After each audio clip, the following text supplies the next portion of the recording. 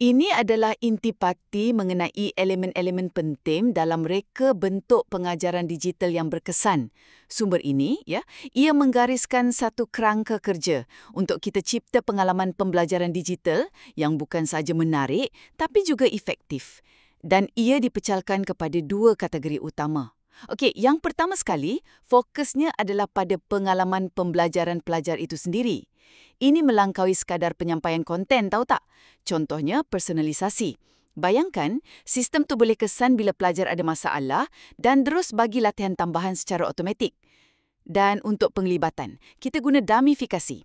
Macam kumpul mata, dapat lencana dan bersayang dekat papan pendahulu untuk bagi motivasi. Sudah tentu, semua ni mesti boleh diakses guna telefon dan ada caption untuk video. Perkara kedua pula, reka bentuk mesej tu sendiri. Maksudnya, cara maklumat dipersembahkan secara visual supaya senang faham.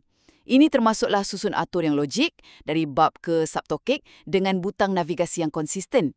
Tipografi pun penting, guna font macam Arial yang mesra skrin dan juga warna kontras dalam infografik untuk serlahkan data. Dan jangan lupa, integrasikan video-video pendek untuk terangkan konsep yang kompleks. Jadi kesimpulannya, gabungan strategi pedagogi yang bijak dengan reka bentuk visual yang kemas, inilah yang akan memaksimumkan pemahaman dan penglibatan pelajar.